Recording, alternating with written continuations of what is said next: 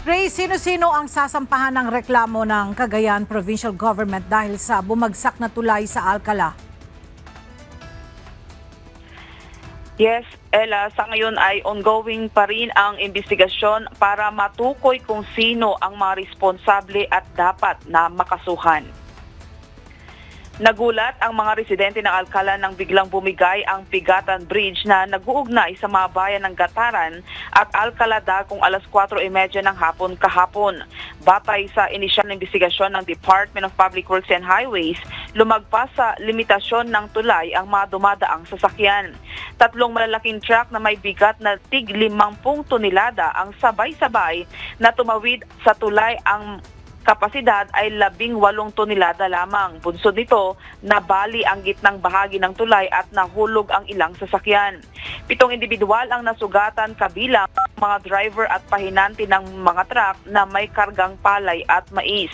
Agad namang ipinasara ang nasabing tulay at pinayuhan ang mga motorista na dumaan sa mga alternatibong daan.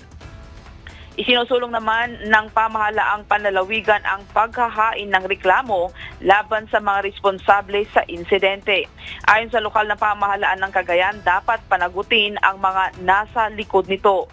Nagpadala na rin ng assessment team ang DPWH upang suriin ang lahat ng matulay sa lalawigan ng Cagayan at matiyak na ligtas ang mga ito para sa mga dumadaan na sasakyan.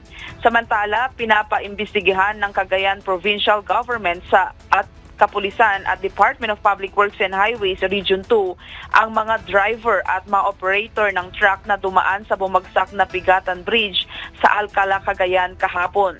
Ayon kay Cagayan Governor Edgar Aglipay, kung lumabag sila sa pulisiya ay maaari silang maharap sa karampatang mga parusa. Batay sa ulat, magkakasunod na dumaan sa Pigatan Bridge ang 4 na mga truck nang bumagsak ito. 18 tons lamang ang load capacity ng naturang tulay at posibleng lumagpas dito ang mga truck na may dalang mga produkto.